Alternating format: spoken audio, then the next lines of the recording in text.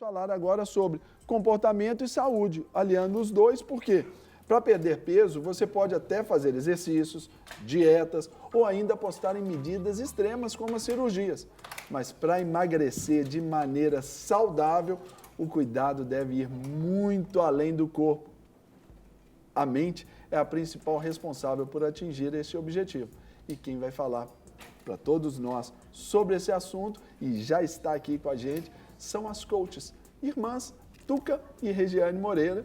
Bom dia, meninas. Bom dia, pastor. Tudo bem, Tuca, pastor Serginho? logo aqui ao meu lado, e Regiane logo ali depois.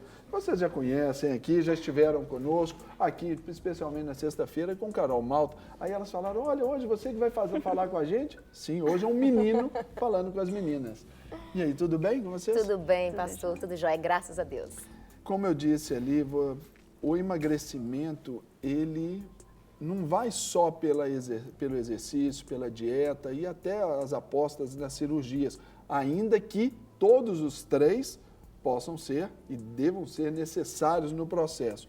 Mas também, primeiro nós temos que emagrecer na mente, né? Com certeza. Nós costumamos falar, né, Regi, com os nossos coaches, né, que primeiro tem que haver a mudança de hábito. Tudo que você quer conquistar, né, aqui fora, é preciso primeiro conquistar aqui.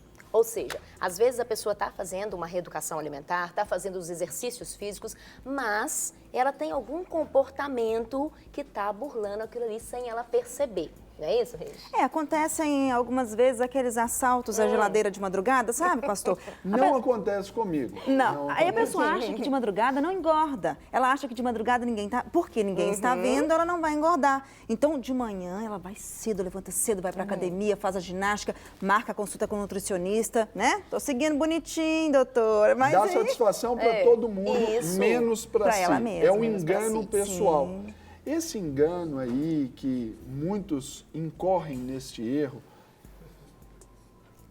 trata-se muitas vezes as consequências. Esquece-se das causas. Sim. E essa relação causa e efeito, causa e consequência, ela é muito importante nesse processo. Como, então, chegar a essa conclusão do que é a causa, como buscar isso aí? Pois é, nós costumamos dizer, né, nos nossos consultórios, que é importante fazer um trabalho de autoconhecimento, porque todo motivo tem uma causa. E aonde está a causa? Às vezes a pessoa está tratando a consequência, como o senhor diz, mas ela não chegou naquela causa. Senhor, pastor. rapaz. Senhor, respeito. Você. Respeito. Temos quase a mesma idade. Ah, que tá bom, pastor Só um Serginho. pouquinho, eu só posso ser irmão mais velho, mas... Mas vamos lá, pastor. O que acontece? Às vezes a pessoa está tratando da consequência e não foi na causa principal. Então pode acontecer de qualquer hora isso estourar, como a Tem um Regiane efeito disse. rebote ali na frente, Sim. né? Sim. Então, como se trata a causa? Claro que é com um trabalho de autoconhecimento. Um profissional coach que vai tratar, né? Conversar, um psicólogo também. Então, é importante fazer esse acompanhamento, porque, às vezes, pastor, veio da infância. Né? Como nós conversamos há pouco tempo, veio da infância. Talvez a criança perdeu um ente querido, um pai, um tio, um avô, e ela entendeu, né? Ela elaborou, né? Não acontece com todas as crianças que perdem um ente querido, mas talvez ela tenha elaborado que a alimentação em excesso naquele momento suprisse o carinho, a presença da pessoa Foi uma querida. forma de prazer ali que ela Sim. encontrou no meio daquela dificuldade. Sim. E ali tornou-se um hábito. Claro, claro. Foi a defesa emocional dela, né? Sim. Muitas dessas situações aconteceram sim na infância, por isso é preciso o acompanhamento de um especialista para identificar esse momento. As pessoas não têm noção, né? Não sabem o porquê. Estão há anos naquele peso, acima do peso, né? Não entendem o porquê, já que estão lá na academia, fazendo as outras coisas, talvez até adequadamente. Mas acontece também, são fatos assim muito distintos. Por exemplo, vejo que meu irmãozinho come muito bem, eu não como, e minha mãe fica lá com meu irmãozinho, né? Olha só o seu irmão, que gracinha que ele come tudo, é o bochechudinho da mamãe, e elogia o outro filho, né? Porque ele se alimenta muito bem. Olha o prato do fulaninho, A olha o comparação. seu, olha o prato do fulaninho, é Sim. sensacional, o seu tá tão ruim. E aí, para ganhar a atenção da mãe e do pai, o que a criança faz? Começa a comer além do que o necessário. São aqueles 3 As que no momento faltam, né? Aceitação, aprovação e amor, né? Pois é. Faltou isso, desconta-se, transfere-se, desloca-se, por exemplo, no caso, para a comida. Eu pastor, e isso é tão interessante que isso é uma questão inconsciente. Às vezes a pessoa está comendo, né? Cada um tem um motivo, outros compram, outros fazem outras coisas, depende de qual seja o seu, né, digamos, o vício ou o mau hábito. E aí ela não sabe. É o seu escape. Ela ali, né? não percebe que está fazendo isso. Os outros percebem, mas ela não percebe.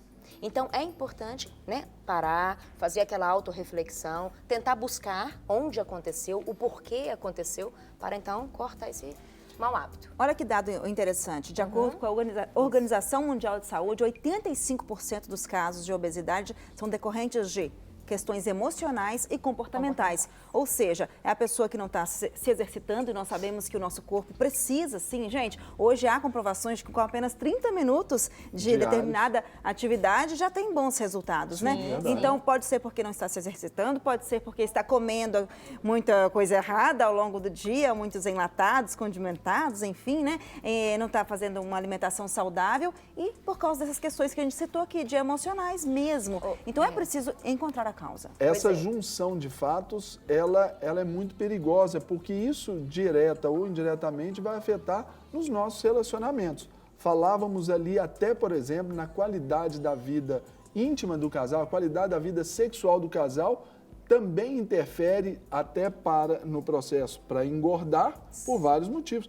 Conta para o pessoal de casa quais são os motivos. Sim, é verdade. Às vezes a pessoa está tendo uma dificuldade que ela é relacional, né? Talvez uma falta de diálogo, uma dificuldade ali no relacionamento. O que um dos dois fazem? Sem perceber, começam a comer muito para não ter que se relacionar, por exemplo, sexualmente com o marido, com a esposa. Ou demonstrar-se, por exemplo, esse é um efeito muito ruim, mas, por exemplo, a esposa come para engordar, para não despertar o desejo no marido, para por não exemplo. ficar atrativa, isso mesmo. E além disso, não é só o fato de comer, de engordar e de se sentir feia, ela ainda vai escolher uma camiseta bem feia para colocar à noite, uma roupa bem velha, para realmente não despertar a atenção do marido. Então, é uma coisa, vai linkando com outra, até que chega uma situação muito desgastante, né? E acontece também, pastor, fatos de pessoas, meninas especialmente, que muitos jovens sofreram algum tipo de abuso, né?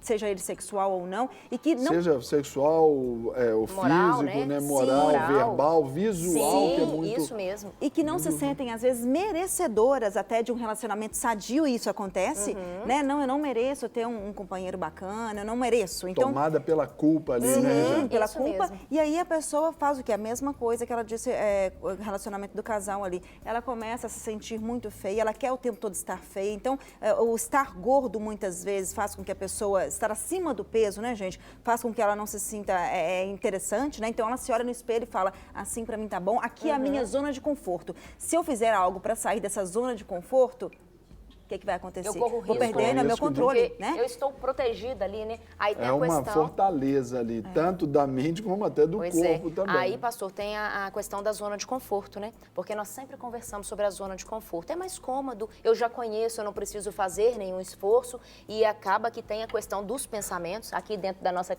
cacholinha, né? Tem vários processos. E tem um que é muito interessante, que linka muito bem com essa questão do sobrepeso, que é a questão da memória de uso contínuo. Como que funciona isso? Às vezes a pessoa tem um pensamento, eu tô assim, não vai adiantar, eu tento fazer um regime, não funciona, eu vou pra academia, não funciona. Aí, ela tem um pensamento negativo. Se ela não barrar, pastor, esse pensamento negativo, o que acontece? Esse pensamento, ele vai gerar outros pensamentos. Então, é importante que a gente faça uma faxina mental também, né? Trazer à memória aquilo que nos traz esperança. Verdade, é verdade? essa renovação. Para receber todas as novidades do canal, inscreva-se e, se curtir o vídeo, clique em gostei. Aproveite para acompanhar a Rede Super nas redes sociais.